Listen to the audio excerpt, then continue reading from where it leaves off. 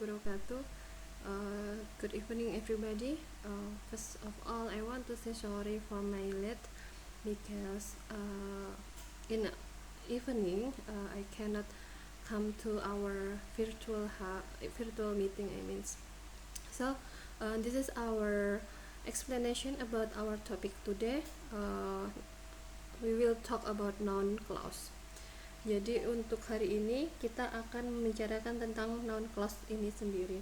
Apa itu noun clause? Kalau diartikan dalam bahasa Indonesia, noun clause adalah klausa kata benda atau secara makna secara singkatnya klausa yang berfungsi sebagai kata benda. Nah, ini adalah pengertiannya, teman-teman bisa baca sendiri. A noun clause is a clause that function as a noun. Jadi fungsinya itu adalah untuk berupa noun atau kata benda, tetapi dalam bentuk klausa. Sekali lagi, fungsinya kata benda, sementara bentuknya adalah klausa. Because the noun clause is a noun, it is used in sentence as either an object of a verb, an object of a preposition, or the subject of the sentence. Ini adalah bentuknya, jadi bisa object of fungsinya itu bisa juga berupa object of a verb karena dia kan noun, kemudian bisa juga sebuah object of preposition, atau bisa juga sebagai subject of the sentence. Nah, contohnya seperti apa? Ada 3 macam polanya, yaitu pertama, noun clause as object of verb. Jadi noun clause yang berfungsi sebagai objek pada sebuah verb. For example, I know when he will arrive. Yang disebut dengan noun clause-nya itu yang dikasih kotak-kotak ini, teman-teman. Jadi yang kotak-kotak itu merupakan noun clause. Sehingga untuk yang kalimat pertama, noun clause as object, subjeknya mana dari satu sentence ini, yaitu I, kemudian verbnya know, kemudian baru verb ini diikuti oleh objek. Objeknya berupa clause atau dalam bentuk klausa. Nah, karena ini adalah objek yang diawali dengan verb yaitu know, maka dia disebutnya noun clause as object of verb. Jadi objek dari verb know. Know apa sih gitu? Tahu apa toh? Yaitu tahu when he will arrive, kapan dia datang. Jadi kalau di object of verb maka noun clause ini akan menempel pada verb. Sementara pada noun clause as object of preposition hampir sama konsepnya, yaitu ketika preposition maka dia akan menempel di preposition. For example, I am concerned about when he will arrive. Noun clause-nya adalah when he will arrive. Kemudian dia nempelnya di preposition. Mana prepositionnya? Yes, about. Jadi about ini adalah preposition. So it called noun clause as object of preposition. Then the last one, noun clause as subject. Ini paling gampang diingat-ingat ya. Jadi dia itu fungsinya sebagai subjek pada sebuah sentence. Satu kesatuan, when he will arrive is not important. Ini adalah satu sentence yang terdiri dari 2 klausa. Klausa pertama yaitu noun clause, kemudian klausa kedua adalah main clause-nya. Yang noun clause-nya adalah when he will arrive. Noun clause-nya when he will arrive, ini ada subjeknya, is not important. Jadi di sini noun clause ini dia berfungsi sebagai subjek. Jika ditanya subjeknya yang mana, ya when he will arrive ini subjek kalimat ya, ini bukan subjek klausa. Kalau subjek klausa yang mana, Miss? Ya yang he ini adalah subjek klausa. Tetapi kalau ditanya subjek kalimat, maka when he will arrive ini adalah subjek kalimat. Semoga dari sini teman-teman bisa tahu bedanya ya, bahwa ada 3 noun clause, yaitu fungsinya sebagai objek verb, cirinya dia akan menempel di verb, kemudian object of preposition dia akan menempel di preposition, dan the last one is noun clause as a subject. Jadi dia akan berfungsi sebagai subjek sebuah kalimat, bukan subjek klausanya ya, tapi subjek sebuah kalimatnya. Okay, then the next. Nah, ini adalah pola yang sebenarnya sama aja ya polanya. Ini ada 2, sama dengan yang meeting kemarin tentang adjective connector. Noun connector ini bisa ditaruh di tengah ataupun di depan. Kalau di depan seperti yang di bawah ini, kalau di tengah seperti yang di atas ini. Kemudian ciri noun clause itu banyak sekali, misalnya what, when, where, why, how, whatever, whenever, whether, if, that. Nah, semua ini disebut dengan noun clause connector. Oke, I'm not sure whether this is funny or not. Whether itu kayak semacam diartikan apakah, tapi bukan berupa benar-benar mempertanyakan apakah ya, yang perlu jawaban yes no gitu ya. Tapi kayak meyakinkan diri gitu. For example, I'm not sure. Ini adalah main clause-nya. Whether this is funny or not. Apakah ini lucu atau enggak? Aku nggak yakin gitu loh. Jadi whether this is funny or not itu adalah klausa yang berfungsi sebagai objek.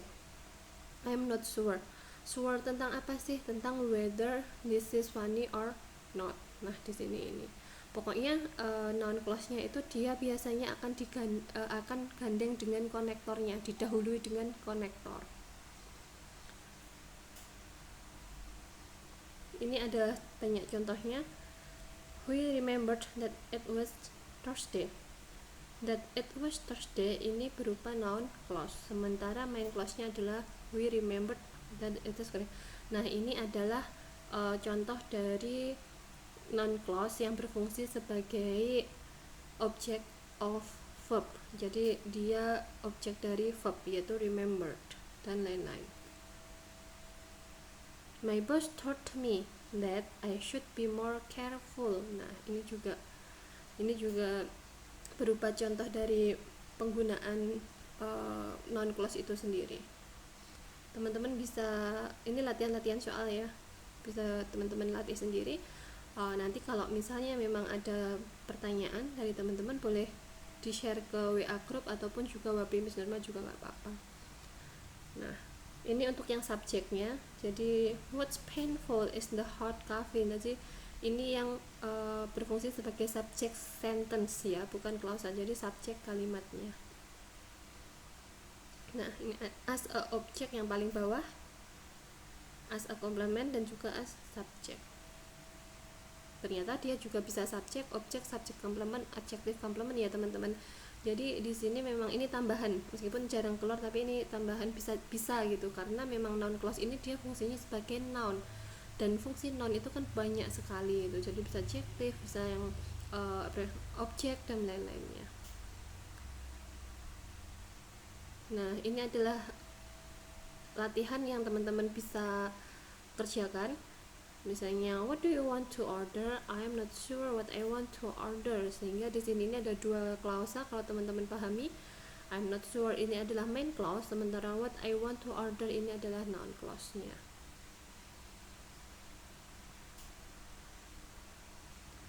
Jadi ada kayak hubungannya juga. These kinds of noun clause are called embedded. Jadi noun clause yang ada di contoh ini bisa disebut juga dengan embedded question.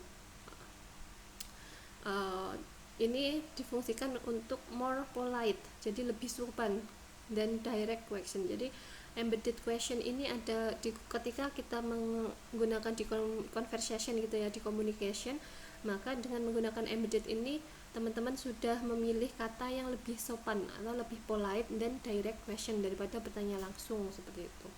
For example, who is out there? Itu biasa. Tapi ketika menggunakan noun clause, tell me who is out there, ini kan jadi makna atau kesannya itu lebih sopan gitu. Tell me who is out there. Hey, siapa yang di sana? Gitu. Dengan boleh tahu nggak siapa yang ada di sana? Itu kan lebih sopan yang boleh tahu nggak siapa yang ada di sana, seperti itu. Nah, itu yang disebutnya dengan embedded questions. Bisa juga I don't know what to do dan lain-lain.